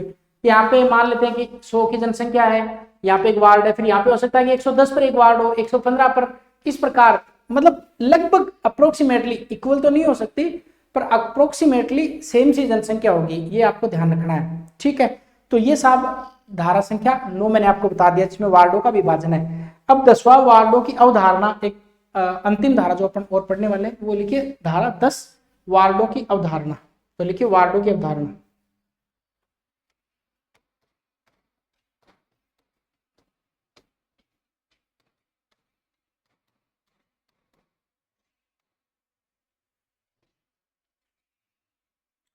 अब सबसे पहले तो कि वार्डों का गठन, या टाइम ज्यादा तो नहीं हो गया, आप लोगों को बोर तो नहीं हो रहा है? चलिए, वार्डों की अवधारणा का मतलब ये है, कल लिखवा दूंगा डिटेल से, इसको समझ लीजिए। वार्डों की अवधारणा का मतलब है कि वार्डों का विभाजन किया जाएगा, और किस लिए किया जाएगा? जनसंख्या निर्वाचन के लिए वार्डों का विभाजन किया जाएगा। और वार्डों में जो आरक्षण है, महिलाओं को, SC ST, इनको पर्टिकुलर सीटें आरक्षित करके इनके लिए सीटें रखी जाएंगी। बात समझ में आ गई? तो ये लिखेंगे डिटेल से कल, क्योंकि बहुत ज्यादा क्लास लंबी हो गई है। धारा 10 तक आप लोगों को एक बार याद हो गई होगी, सबसे पहले पूरा रिवीजन करेंगे, फिर अपन क्लास को मतलब फिनिश करेंगे। तो अभी शॉर्ट नोट्स करते हैं और रिवीजन करते हैं क्लास का। देखिए, सबसे पहले अपन ने, अभी आप लोग कंसंट्रेट हो जाइए अगले 5-7 मिनट के लिए, ताकि आपका रिवीजन क्लियर हो जाए। सबसे पहले अपन ने धारा संख्या 1 देखी। धारा संख्या 1 में 3 बातें थी। पहली एक, इसका संक्षिप्त नाम क्या है? अब मैं आपको बहुत शॉर्ट में नोट्स बनवा देता हूं ताकि आप लोगों की दिक्कत नहीं आए। चलिए लिखिए धारा 1, धारा फर्स्ट। और धारा फर्स्ट में अपन ने क्या पढ़ा है? धारा फर्स्ट में अपन ने 3 बातें पढ़ी है। कौन कौन सी? कि इस अधिनियम का संक्षिप्त नाम क्या होगा, संक्षिप्त नाम क्या है, और लागू कब से होगा, और इसका प्रसार कहां पर होगा, प्रसार। तो संक्षिप्त नाम क्या है? संक्षिप्त नाम नगरपालिका एक्ट 2009। लागू जब राजपत्र में आ जाएगा तब। प्रसार संपूर्ण राजस्थान, किसको छोड़कर? छावनी क्षेत्र को छोड़कर। यह धारा 1। अब बात करते हैं धारा 2 की।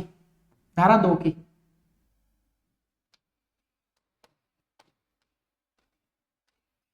इसमें आपका रखना परिभाषाएं। क्या टाइटल इसका? परिभाषाएं।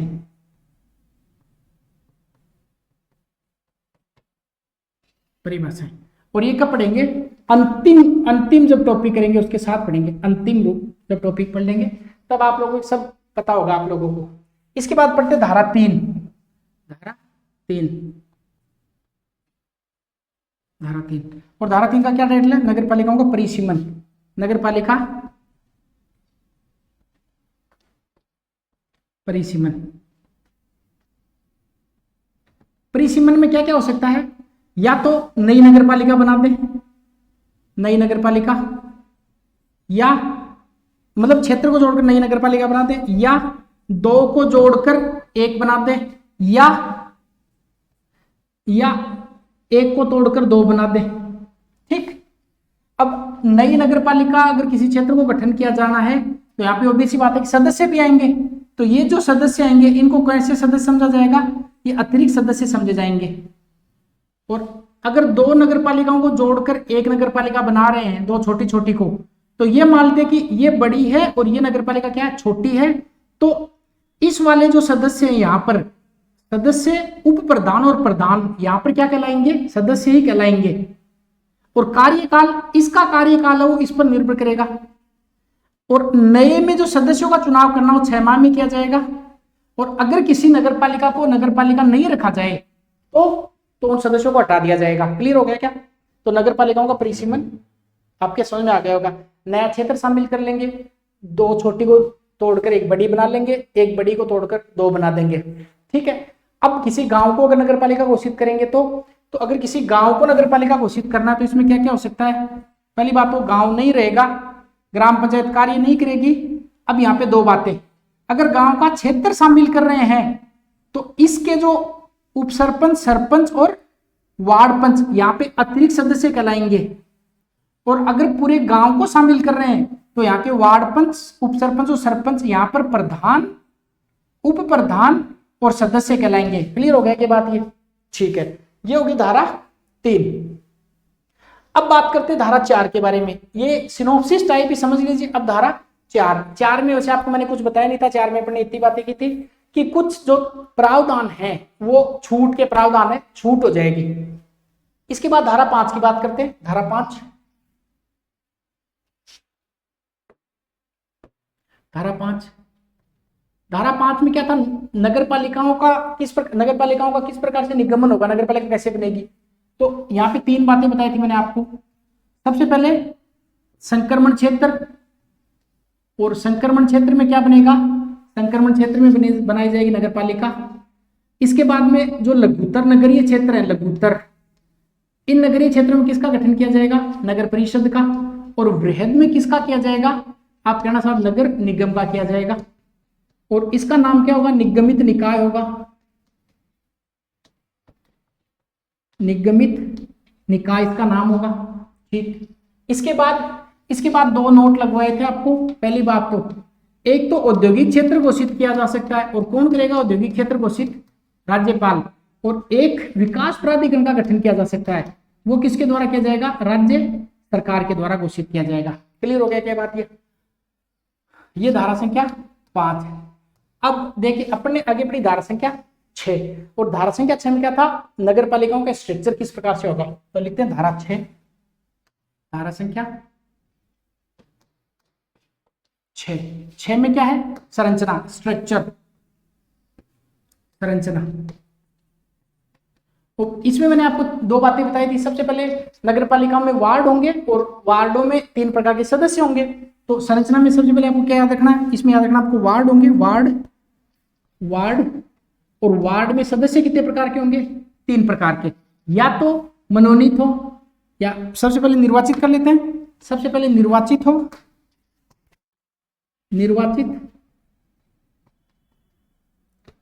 मनोनीत हो,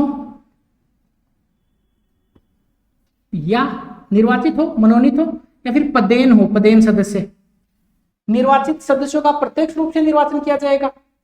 मनोनीत जो सदस्य हैं इनकी संख्या 3 होगी, या निर्वाचित का 10%, जो भी कम होगा वो होगा। और जो पदेन जो सदस्य हैं ये एमएलए और एमपी होंगे। इसके बाद आपको याद रखना है कि जो निर्वाचित सदस्य का कार्यकाल 5 वर्ष होता है। मनोनीत सदस्यों का कार्यकाल कोई फिक्स नहीं होता है, जब राज्य सरकार चाहे वापस बुला सकती है। और जो पदेन जो सदस्य हैं, पदेन सदस्य तब तक रहेंगे जब तक कि वो अपने पद पर हैं। जैसे क्वेश्चन आपसे पढ़ा होगा, उपराष्ट्रपति राज्यसभा के पदेन सभापति होते हैं। तो पॉलिटी बार बार इसलिए क्योंकि पॉलिटी आपकी बहुत डिटेल से आएगी, और इसी चैनल पर इसी पे आपको कुछ क्लासें और वो अवेलेबल हैं, उनको आप देखेंगे तो आप लोगों को अच्छा डिटेल से और समझ में आएगा कि अच्छा इतना भी अच्छे से डिटेल से पॉलिटी पढ़ा जा सकता है। जो पदेन सदस्य हैं इसका मतलब होता है कि उपराष्ट्रपति राज्यसभा के पदेन सभापति होते हैं। और इसका मोटा सा मतलब ये है कि उपराष्ट्रपति जब तक पद पर रहेंगे, जब तक कि उपराष्ट्रपति हैं तब तक राज्यसभा के पदेन सभापति रहेंगे। ठीक है, सही। एमएलए और एमपी तब तक पद पर रहेंगे जब तक कि वो इधर एमएलए एमपी हैं। इसके बाद धारा संख्या 7, धारा 7, इसमें पदावधि,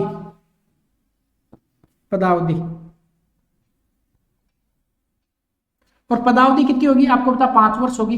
एक चीज इधर और आप याद करना चाहें तो कि मनोनीत सदस्यों का कोई कार्यकाल नहीं होता है, और मनोनीत सदस्यों को मत देने का अधिकार भी नहीं होता है।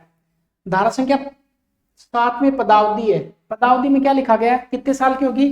5 साल की। और अगर पहले विघटित हो गई तो नई है वो शेष कार्यकाल के लिए आएगी। कितने कार्यकाल के लिए? शेष कार्यकाल के लिए। इसके बाद में धारा संख्या 8 अपन ने देखिए, धारा 8।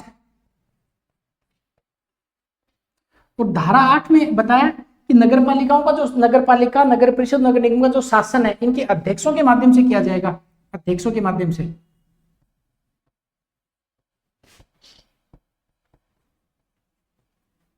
अध्यक्षों के माध्यम से। इसके बाद में धारा 9, धारा 9 और 9 में क्या बताया मैंने? वार्डों के बारे में बताया। वार्डों की अवधारणा, किस प्रकार से वार्ड होंगे, वार्डों की संख्या कितनी होगी। और 10 में वार्डों की अवधारणा के बारे में बताया। तो आई होप आप लोगों की समझ में आ गया होगा कि हाँ इतना सारा आपने पढ़ा, 3 से लगाकर 10 तक, 1 से लगाकर 10 तक की धाराएं अपन ने पढ़ ली, आज फिनिश कर ली। आपको फिनिश हो जाएगा आप लोगों का, आप चिंता नहीं कीजिए, आपका जो काम है वो करते रहिए, इसको अच्छे से रिवाइज कीजिए। और बहुत सारे अगर ये आप लोग इसको लाइक करते हैं और अच्छे से करते हैं तो फिर एक मोटिवेशन मिलता है, और वो मोटिवेशन ही इस गर्मी में पढ़ाने के लिए प्रमोट करता है, अदरवाइज तो फिर इसमें क्या है, समझ गए ना मेरी बात आप लोग। तो आप लोग इसको अच्छे से रिवाइज कीजिए, और उसके तो आपका भी फर्ज निभाइए, इसको शेयर कीजिए और ये सब्सक्राइब वगैरह बढ़ा दीजिए ताकि और मोटिवेशन मिलता रहे। चलते मिलते हैं नेक्स्ट क्लास में। नेक्स्ट क्लास में अपन धारा 10 से शुरू करके और लंबे तक खींच देंगे। ये जैसे 1.5 घंटे के आसपास क्लास हुई है, अगली और लंबी करके लंबी क्लास लेके आपको फिनिश करवा देंगे। चलिए मिलते हैं।